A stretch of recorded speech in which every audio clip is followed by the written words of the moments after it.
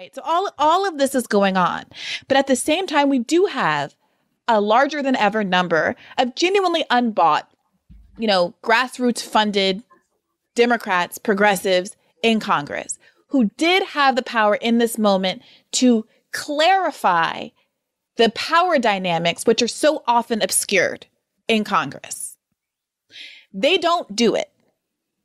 And now the left is in a position where it has to ask itself whether it's willing to make enemies of those people. I mean, I don't want to say make enemies because that's how they will characterize it, and it's absurd.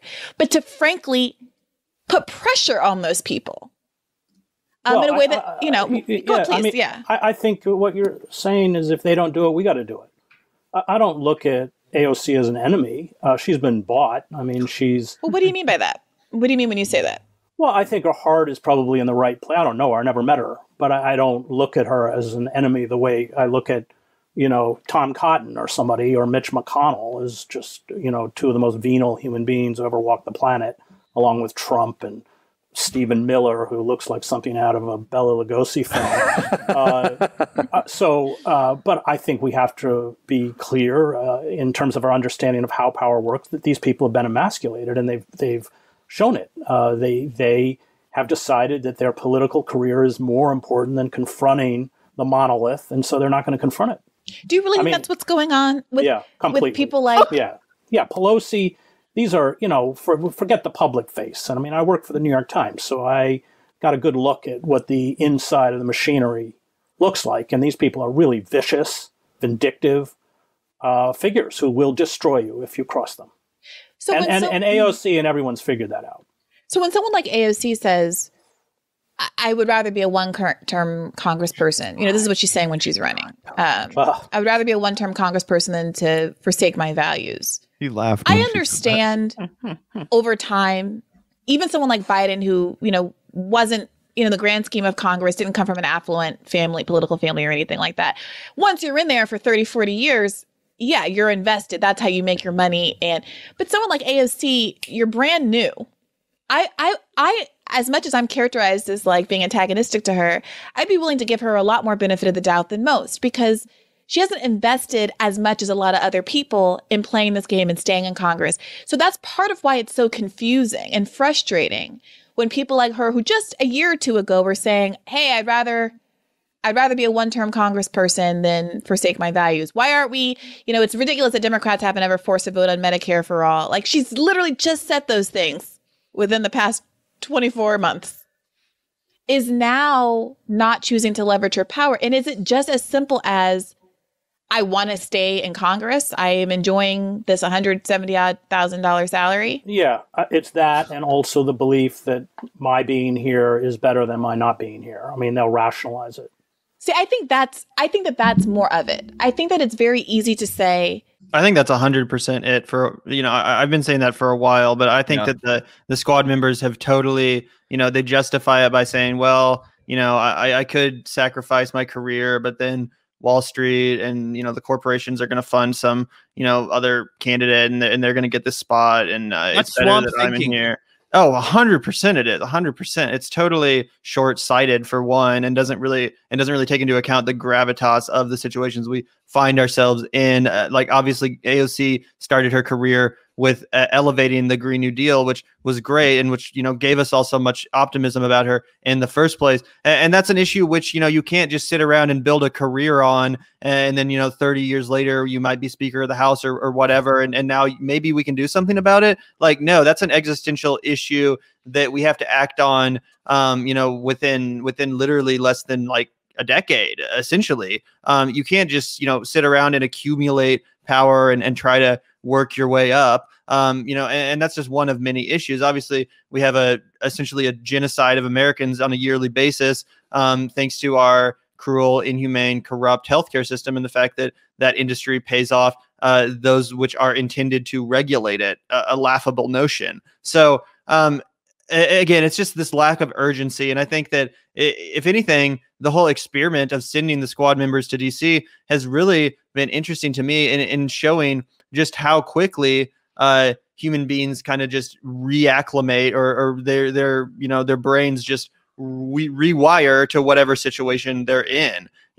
Obviously not everyone. There are some of us that have, values that will never ever bend. But when it comes to your average, person, even those that are well-meaning and progressive minded, if you put them in the swamp, they're going to become fucking swamp monsters. That's what that's all there is to it. It's just as simple as that. And it goes with anything. If you take some, kid in high school and put them in with the goths, they're going to start, taking on those traits. They're going to start, whatever clique you put someone in with, they're going to start, it's going to become obvious. It's going to start becoming reflected in their own behavior. And it's no different unless you firmly reject it. Right. And instead they decided to play ball, which I think is the first mistake that they made. Right. And it's just fundamentally counter to the kind of campaign that somebody like AOC ran, where she promised and she said, I would, all these things that Briahna Joy Gray just listed out about how she would rather be a one-term congressperson than, somebody who, compromises, which is just obviously absurd at this point. It's ridiculous. She'll have to change all of her fucking signs for next year if that's written down anywhere. Right. When she starts her campaign up again. But sorry, you can finish. Oh yeah, no. Basically, I didn't find anything that Chris Hedges said that I disagreed with at all. And I think that his analysis, I think that her heart is probably in the right place, but I just think that she's compromised where it matters, in the fact that she's kind of fallen into this like cult of Congress, where the scope of what's possible and what reality is completely compromised and squashed and reduced. And exactly. And obviously the whole interview is worth watching. We just wanted to throw up some key moments because one of the things that I've been internally grappling with is the fact that maybe this, like, we're going to have to start looking past the squad, obviously. Right. And, what that looks like and how we evolve from that. I'm sort of waiting for smarter people to present options, but also I think becoming more evident. Sure. And I think that there's been some innovation and some good thinking in this regard that has impressed me as far as solutions, because we talk about how these members of Congress go in there with good intentions, but then they, steep in the swamp and they kind of, even though they still are, hold progressive values, they're not really going to, they're not going to put their career in jeopardy necessarily in order to advance their values. And that's been a problem we've seen. Something that I think is a good solution to that is really running as a member of an organization which can hold you to account. And we've alternative stuff. Yeah, Socialist Alternative has gone, made a lot of innovations in this sense. And to some extent, people have talked about doing the same thing with the DSA. I remember one of the very first people we ever interviewed on our podcast was Rebecca Parson up in Washington. She's a great leftist candidate that ran for Congress, and she's a DSA member. And she talked about on our interview how, not only would she remain in the DSA, but on a quarterly or monthly, bi-monthly, whatever basis, she would literally report back to her DSA chapter. She would go and intermingle with the working people, with the activist crowd, so that, you have at least a point of relatability with working class people. An anchor, right? Because if you're making $185,000 a year and you're surrounded by rich people at the cocktail circuit 24/7, you can forget what it's like. That's why SA makes Kshamsawan donate. I was about to get to that. Yeah. And that's why if you run with the SA, you have to pay a certain amount of your salary in fees essentially to the organization to obviously help advance their activism. But again, that keeps you anchored to the perspective of a working class person, and it prevents you from just completely becoming one of them. So I think that there's some innovation that needs to be done in this regard, and there is no reason why you should go into Congress and then all of a sudden, like, you're still a human being. Just because you're making more money than everyone else doesn't mean that your values should change or that your approach should be different. I think we really do need to focus on how to keep these members of Congress accountable. And for me, one of the first and biggest red flag with AOC was when she fired her original staff, the people that really got her into Congress and were there with her from the beginning, the actual leftists that were on her staff. A year or two in, she was basically like, bye guys, I'm going to bring on, people from Beto O'Rourke's campaign or whatever. So like, I mean, when you start surrounding yourself with establishment figures and you start excising working class voices and actual people on the left from your surroundings, it's only inevitable that you're going to kind of, you know, fall into that pit. And then from there on, it's just a matter of time, you know, until you're a full-fledged neoliberal, or at least you're catering to and enabling neoliberals, which, you know, is it really that different? Yeah, And exactly.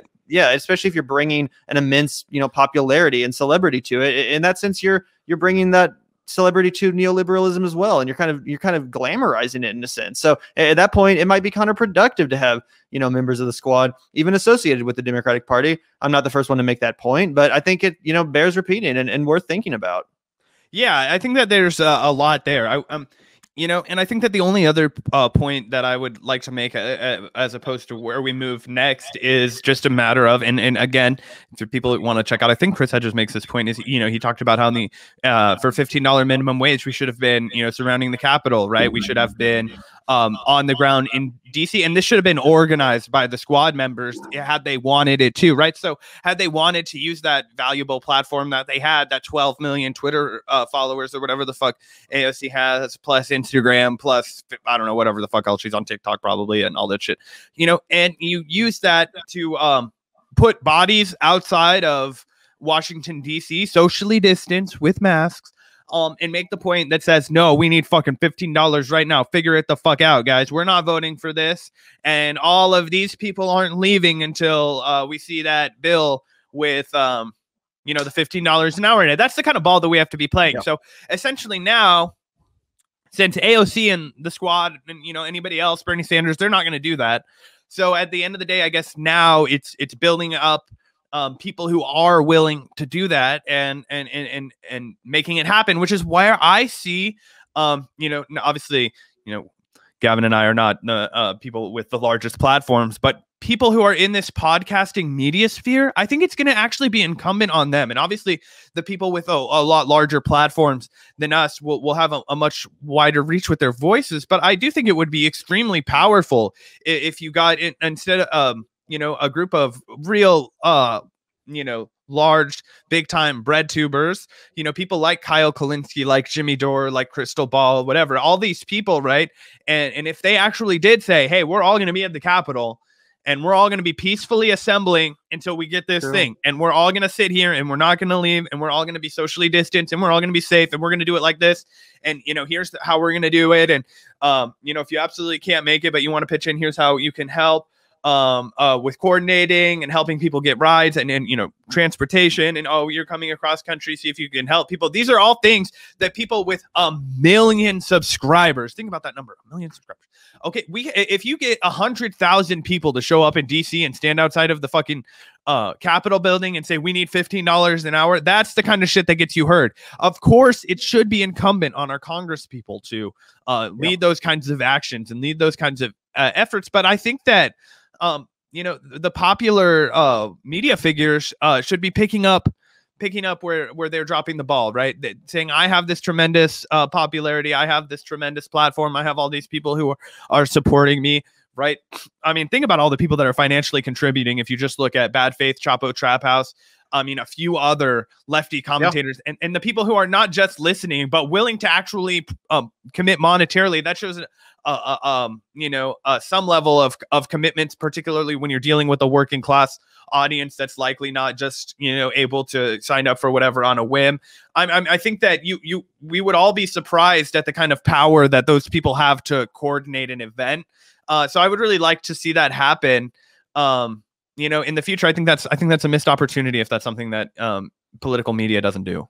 Yeah, I think that's a great point, and there's really no reason why, you know, that couldn't be kind of wielded, those numbers. I think some people in the journalistic or commentary space are worried about, you know, crossing into that line of activism, because I think in some way it makes them associated too much with whatever, and then it ruins any sort of like objectivity they might have. But for the most part, I think that a lot of the people in this space would have no problem, you know, taking on that role as an organizer or an activist if it meant really, you know, making it doesn't. I mean, it doesn't even really take a lot of activism, right? To use their platform to be like, be here, go and here, also, everybody. I'm going to be here. Like, you know what I mean? Jimmy Dore proved, love him or hate him, that steering the ship of an activist campaign. Obviously, I'm referring to Force the Vote. Is very good for your channel. He probably got more attention on his show because of that than he would have otherwise. And it also showed his reach, right? He was able to go. Yeah, I mean, he was able to get that shit trending. All of that. Which a lot of people then turned around and said, well, this is proof that he's just grifting or whatever. But obviously, I disagree with that, and I think that if anything, it should be more of an incentive for popular commentators to take up that activist mantle and try to at least push the narrative in a more aggressive way than what we see right now, which is just, popularizing the issues and educating people about them, but stopping there. There's no reason why we can't use our, numbers to kind of, rise up in a sense and show up outside of the, Capitol, not storm it or anything, but you know what I'm saying? Really make our numbers known, because there are a lot of people in this country that are on the same page when it comes to this stuff. And the unfortunate thing is they're not, they're not all together and they're not all unified, which is why a big theme of our show is uniting, the various factions that are all ultimately on the same page, but are just all on slightly different variations of the same page. Again, we see a lot of unnecessary animosity between groups like the Green Party and the People's Party and the DSA and all of these projects, which are essentially very similar in nature, liberating the proletariat from the increasing iron grip of corporate capitalism, smashing the duopoly, and replacing the enablers of this capitalist system with independently funded people's champions. Everyone wants that. We're all in this fight together, but seemingly the fact that we all have strategical differences is enough to separate us all and prevent actual force of numbers. Obviously, that's what the government, if anything, is actually afraid of. It's the actual numbers in which we exist, and that's why historically, going back to the 1960s and the Black Panthers and far before then, I'm sure, the main tactic of the CIA and the government and those which wish to, break up these revolutionary movements, it's to send in people to break it up, to, cause unnecessary, issues, to try to sow discord. So I think it's just so obvious that keeping us divided is what prevents us from, unifying and actually rising up and demanding certain things. And it's just unfortunate that, again, everyone that's ultimately on the same page with this project is kind of, on different pages when it comes to strategy. And I really do think it'll take someone with the clarity to bring us all together. Obviously, you think that man is Jimmy Dore, David. A lot of people, take a lot of inspiration from him. And I think the reason why is because, Jimmy Dore is loud and aggressive when it comes to calling out issues. And we don't necessarily always agree with him and his conclusions, but there's no denying that Dore does speak to that very visceral frustration people have with the system. And often, like I said, with the Force the Vote, you can't deny that was a strategy which I think has gone on to mold the way people think. At least the activists are thinking now about how to apply leverage. So, again, completely, what if you can hate Jimmy Dore? I don't think you can deny the fact that the Force the Vote moment was important for the way that we think about applying pressure and achieving success as a movement, at least electorally. Yeah, I mean, it immediately, I think it immediately, presented a follow-up to the thing that was constantly fed to everybody, where it was like, okay, day one, we're going to start pushing the Biden administration. And immediately came out, great, here's the fucking push. And obviously everybody dropped the ball on that one. There was nobody who lived up to the task, essentially, right? And what it did was it immediately unmasked the situation that we were having right now, because it reminded us that anybody who was still thinking that there was hope left after Joe Biden got elected, anybody that was still thinking that the tides could turn, that the squad could, they'd expanded their numbers, that they were finally going to start fighting for something. Maybe he would cancel student debt. Maybe he would raise the minimum wage. Maybe we could get a floor vote on Medicare for all, right? No, we knew immediately now that was all just marketing, right? That was all just propaganda. That was all just salesmanship, right? And I think that it's going to make it difficult for the squad to come around in 2022 and say, hey guys, we're going to go in there and be activists. We're going to go in there and hold Biden's feet to the fire and be like, what are you talking about? You dropped the ball like a million times. So we'll see how that impacts their elections. Like I said, I kind of echo the sentiment of Chris Hedges, where it's like, I don't think that they're like these odious villains. Like, I think, so many, people like, McConnell, obviously odious villain, right? A lot of just truly criminal actors in the Congress right now. But at the end of the day, they're not getting the job done. They're not doing the job that they told us that they were going there to do. And frankly, they made it clear that they're not going to do that job. So once you can't do it with like 10 people, right, then it's like 20 doesn't really matter, right? It's like at the end of the day, like, who are you really afraid of? And Chris Hedges made the point perfectly. They're afraid of the New York Times. They're afraid of legacy media. They're afraid of being savagely destroyed. And that is what it is. They've decided that their career is more important, and I think that that's exactly what it is, that they would rather better me than somebody else being here because I can do the most work. Well, I don't know about that. And I think a lot of people are going to start to change their mind, and the things that excited people about you and your campaign, I think are going to sound less exciting. And I wonder, I am sympathetic to the argument that may hurt the progressive movement in the long run. I don't know. But yeah, the whole squad predicament, makes me really, what's the term? Bearish on electoral politics, right? I don't know. I'm losing it. I think that it's going to have to be publicly led pressure campaigns against the political class in a big, robust fashion. Yeah, haha, Gavin. But I think that that's really what it's going to have to be. And it's going to have to be, it's going to have to be lengthy. It's going to have to be something. I mean, I don't know. These things like, and I guess the obvious pushback would be, we did all this massive protesting during George Floyd, and yet we still elected Joe Biden. We still have he explicitly ran against defunding the police. Like, he authored the crime bill. He was good friends with Strom Thurmond. He literally opposed busing. Like, okay, so I understand that there needs to be more than that, but I think that,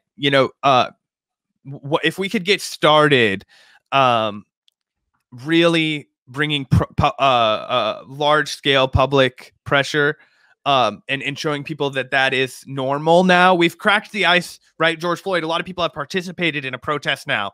So now it's getting them, it's creating a catalyst for them to start doing that on a regular basis about more broad economic issues, as well as racial justice issues, of course, because those demands haven't been met.